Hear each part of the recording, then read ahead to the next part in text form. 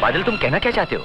देखो भैया, तुम इस घर में हर महीने सिर्फ 1000 रुपए देते हो और मैं हर महीने 6000 रुपए देता हूँ। अगर मैं चाहता तो मैं भी तुम्हारी तरह 1000 रुपए दे सकता हूँ और बाकी के पैसों से आराम से 24 घंटे काम करने वाली नौकरानी रख सकता हूँ। लेकिन मैंने आज तक ऐसा नहीं किया, क्योंकि अगर मैंने भी तुम्हारी तरह 1000 रुपए देना शुरू कर दिया बादल, तो फिर ये घर चला। घुमा फिरा कर बात करने की जरूरत नहीं है। जो कुछ कहना है साफ साफ शब्दों में कहो। तुम साफ साफ सुनना चाहते हो तो सुनो, और एक बात बड़ी भाभी जी को भी साफ साफ बता देना, ये घर मेरे पैसों से चलता है, इसलिए मेरे कमरे की सफाई सबसे पहले और सबसे अच्छी होनी चाहिए।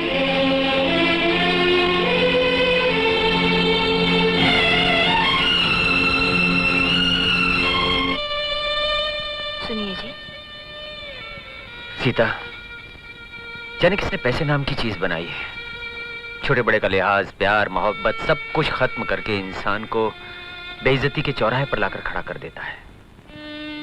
ये लोग सुबह शाम तुम्हारा अपमान किए जा रहे हैं और मैं नहीं, अपने ही घर के लोगों की बातों का अपमान थोड़े ही माना जाता है। आप सच मानिए, मैं इन लोगों की बातों का बिल्कुल बुरा नहीं मानती। आपके बाबूजी ने बिना किसी दान दहेज के मुझ गरीब को इतने बड़े घर की बहू बनाया, ये मेरे लिए कितने आदर और इज्जत की बात है। और काम की तो मुझे बचपन से आदत है। बचपन में सारी लड़कियां गुड्डा गुड्डी से खेला करती थी, मगर मैं घर के कपड़े, बर्तन और झाड़ू से खेला करती थी। मुझे कभी कभी तकलीफ जरूर होती है। जानते हैं क्यों? जब मैं ये देखती हूँ कि मेरी तकलीफ देखकर आपको तकलीफ हो रही है। आपका प्यार पाकर मैं दुनिया की हर तकलीफ बर्दाश्त कर सकती हूँ। फिर ये तो मामूली सी घरेलू बातें हैं। सीता, सब कुछ सुनकर मैं खामोश हूं, उसका कारण सिर्फ मेरे मजबूर बाबूजी हैं, वरना ये घर में कब का छोड़ चुका होता। नहीं नहीं, ऐसा मत सोचिए। अगर हम लोग चले जाएंगे तो बाबूजी का ख्याल कौन रखेगा? दूध? तू राधा के घर जाकर दूध पिएगा? तू राधा झांसी की रानी है, तुझे 5 फटकने नहीं देगी। जरूर पीऊंगा और प्यार से पीऊंगा। अरे दुनिया इधर की उधर क्यों ना हो जाए, मैं दूध जरूर पीऊंगा। और हाँ, मैं उससे शादी भी करूंगा। अरे अपनी होने वाली बीवी के घर जाकर उसके हाथों से दूध पीने में जो मजा है, उतना तो राज सिंहासन पर बैठकर राज करने में भी नहीं है। अच्छा, राज सिंहासन?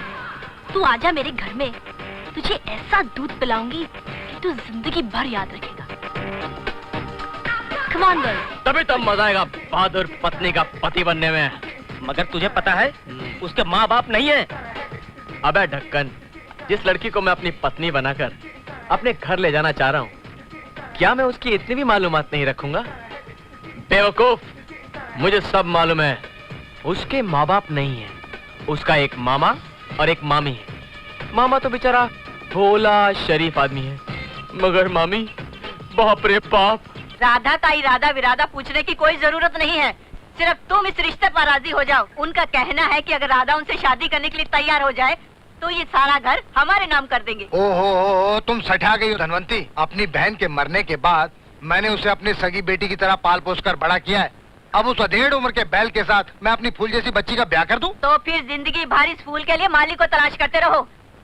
और अगर तकदीर से कोई रिश्ता मिल भी गया तो शादी कैसे करोगे अपनी भांजी की? आजकल के जमाने में बिना दहेज के कौन लड़का तुम्हारी राधा से शादी करने के लिए ये दरवाजा खटखटाएगा? ये कौन आ गया कमबख्त मारा? जाओ देखो। जाता हूँ, डांटती क्यों? तो जाओ ना।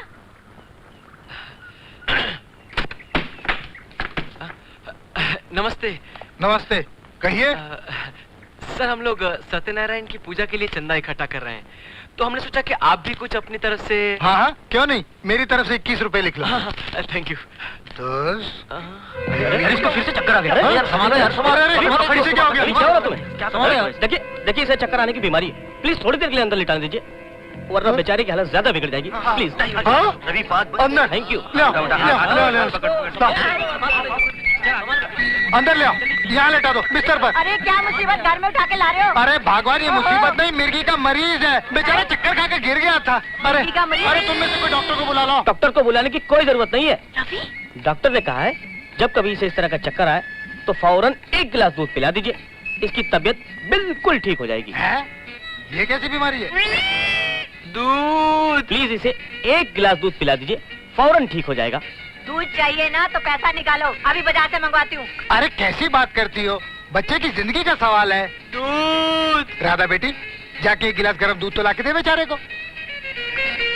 दूध में और क्या क्या मिलाना है? हाँ, शक्कर, और वो भी 4 चम्मच, ऐसा डॉक्टर ने कहा है। अच्छा, तो हाँ, तुम्हारे डॉक्टर ने पीने का तरीका भी बताया होगा? डॉक्टर ने कहा है कि मैं पूरा दूध घटाघट पी जाऊं, और वो भी एक ही सांस में। तुम चिंता मत करो, मैं अभी लेकर आती हूँ दूध।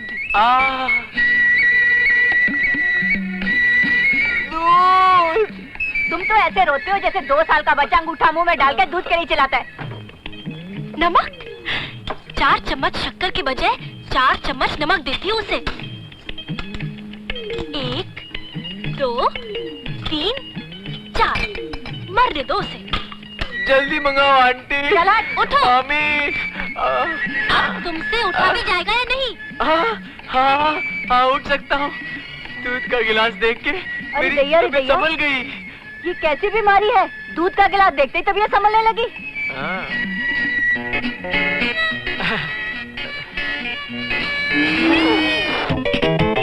ओहो, मुझे मालूम है कि ऐसी बीमारी में दूध का पहला घूंट बहुत ही कड़वा होता है, मगर बाद में दूध का टेस्ट वाह वाह। चलो पी जाओ, वरना ऐसा कस के चक्कर आ जाएगा कि तुम... हाँ बेटा, पी लो पी लो। इतना मीठा दूध तो तुम्हारे जैसे जवान बेटे एक घूंट में पी लेते हैं। मामा जी, मीठा। पी जाओ, वरना ये पूरा दूध गले में उतार दूंगी मैं। हाँ, पीता हूँ पीता हूँ। अब कैसा लग रहा है? चक्कर खत्म हुए? कुछ तबीयत ठीक हुई? ओह मामा जी, इनकी तबीयत तो बिल्कुल हरी हो गई। अब चलना फिरना तो क्या, ये तो दौड़ने लगेंगे। क्यों, तबीयत ठीक नहीं हुई तो और एक गिलास बना के दूं? नहीं, अपनी तबीयत ठीक हो रही है। मैं जा रहा हूँ। अरे ओ मरीज साहब, हाँ, मेरा गिलास? आप गिलास। नहीं, अगर तुम्हारे घर में गिलासों की इतनी कमी है तो इसे भी ले जाओ। नहीं, बहुत गिलास है मेरे घर में, ये लीजिए। मामा जी, आप ले लीजिए, मैं जा रहा हूँ। अरे वो सत्यनारायण की पूजा का चंदा नहीं लोगे क्या? नहीं मामा जी, सत्यनारायण की पूजा बाद में। हाँ? अजीब लड़का है। अरे हमारी बात तो अधूरी रह गई, चलो। अरे बस करो यार, जब देखो तुम्हारी बात तुम्हारी बात।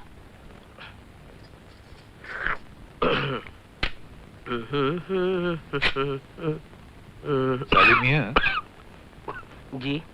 भगवान जब इंसान की आंखें छीनकर उसको अंधा बना देता है ना, तो उसको एक शक्ति और दे देता है। उसको चोर कान से दिखाई देती हैं। आखिरी। वाह वाह वाह, क्या पनीर साग बनाया बड़ी बहू ने। मजा आ गया दीदी, मजा आ गया। और खाएगा मेरे भाई? हाँ, क्यों नहीं, नेकी और पूछ सुन, मेरे भाई के लिए पनीर और साग ले आ। वो खत्म हो गया माँ जी। चल एक काम कर, तू अपने हिस्से का ले आ। आज पहली बार मेरे भाई ने अपने मुंह से कुछ खाने के लिए मांगा है। अरे ले आ जाके। मैंने अपने लिए बचाया नहीं है। तूने अपने पति के लिए जो पनीर साग बचा के रखा है ना, वो ले आ। वो तो पहले ही आपको दे दिया माँ जी। ओहो, तो बिल्कुल नहीं है? थोड़ा सा है, मछली देवर के लिए। नहीं, उसके हिस्से का क्यों देगी? भैया, जब दोबारा पनीर साग बनेगा ना तो ढेर सारा खा लेना। हाँ? कोई बात नहीं दीदी, कोई बात नहीं। बाबूजी, हाँ? आप इस तरह चुपचाप क्यों बैठे हैं? कुछ नहीं। खाइए ना। मैं आ गया। रवि, बाबूजी। I love you, बाबूजी। जीता रहे बेटा। आजा मेरे बेटे। माँ, I love you, माँ। जीते रहो बेटे, जीते रहो। ये क्या, न कोई चिट्ठी, न तार, न कोई खबर, ये अचानक कैसे आना हुआ? बस माँ, ऐसे ही अचानक आने का प्रोग्राम बन गया, और कुछ नहीं। नमस्ते बड़ी भाभी। जीते रहो। छोटी भाभी नमस्ते। खुश रहो। चिंटू हाय। हाय छोटे चाचा। और प्यारे मामा जी को आदर प्रणाम। आयुष्मान भव। वाह। ये आशीर्वाद मैंने टीवी सीरियल महाभारत देखने के बाद देना सीखा। खाना खाएगा? नहीं, तू तो खा के आया होगा। ओह मामा। अच्छा माँ, आज मैं सस्पेंस का ऐसा धमाका मारूंगा कि तुम खुशी से उछल पड़ोगी। क्या मतलब? अरे मतलब कुछ नहीं माँ, जल्दी से आरती का सामान मंगवाओ और फूल माला की तैयारी करो। हाँ? अरे रवि, क्या लाया है, जल्दी बोलना। माँ, मैं इस घर की यानी आपकी छोटी बहू लाया हूँ। क्या? मामा, तू छोटी बहू लाया मेरे लिए? हाँ बिल्कुल। देखा, झटका खा गए ना आप सब लोग। तू मजाक कर रहा है ना? नहीं माँ, मैं बिल्कुल मजाक नहीं कर रहा हूँ। तुम्हारी कसम, मैं सचमुच शादी करके आया हूँ। हाथ मत लगा मुझे। शादी करके आए हैं और घर वालों को खबर तक नहीं। नहीं माँ, देखो ये सब सवाल जवाब बाद में करो ना तुम। सबसे पहले बहू को घर में लाने की जो रस्म होती है ना, उस रस्म के साथ बहू को घर में तो ले आओ। मैं लेकर आती हूँ। मैं ऐसी शादी को नहीं मानती। अरे अब तुम्हारे मानने या न मानने से क्या होता है भाग्यवान। शादी हो चुकी है, फेरे लगा लिए होंगे या किसी रजिस्ट्रार के यहाँ जाके दस्तखत कर ली होगी। अब ना फेरे उल्टे फिराए जा सकते हैं और ना दस्तखत वापस ली जा सकती है। बड़े लड़के का ब्याह तो गलत हुआ।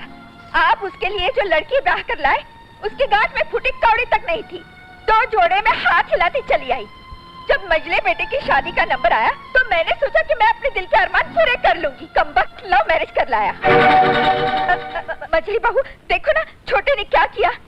मैं इस पर कितनी आस लगाकर बैठी थी कि तेरी शादी में लड़की वालों से fridge, tape recorder, VCR, video, 10,000 नगद और कम से कम 10 तोला सोना लूंगी। लेकिन तूने तो, हाय हाय, मेरे तो नसीब ही फूटे हुए हैं। बस दुर्गा, अपनी आशाओं के चेहरे से पर्दा मत हटाओ। अंदर से बड़ा भयानक लालच का चेहरा नजर आ रहा है। तुम चुप रहो जी। बड़े आए हमेशा मेरे खिलाफ जहर उगलने वाले। तुम्हें क्या मालूम वो कौन है, किस खानदान की है, किस जात की है? कुंडली देखी है उसकी? अरे कुंडली वुंडली सब बेकार की बातें, पढ़वा के कोई फायदा नहीं है। अब देखो ना, तुम्हारी हमारी शादी से पहले मैंने तुम्हारी कुंडली 10 पंडितों से पढ़वाई थी। उन्होंने कहा था कि अगर सूरज का चिराग जलाकर सारे संसार में भी घूमोगे ना तो तुम्हें ऐसी जीवन साथी नहीं मिलेगी। कितना झूठ बोला था उन पंडितों। देखो जी, मुझे दिखाई नहीं देता है। बस बस माँ, बाबूजी मजाक कर रहे हैं। आज के दिन तो झगड़ा मत करो तुम।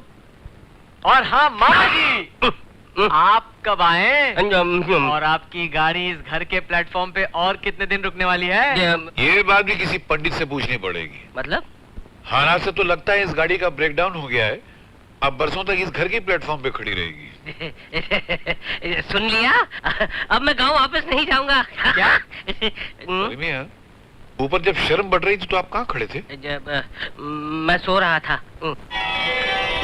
रुको रुको, मैं तुम्हारी आरती उतारती हूँ। छोटी आरती उतारेगी? हाँ?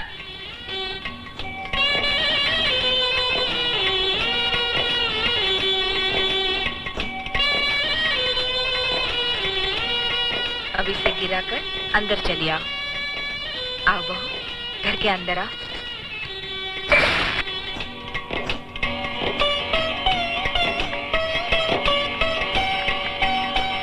माँ जी, देखिए तो रवि कितनी सुंदर बहू लाया है।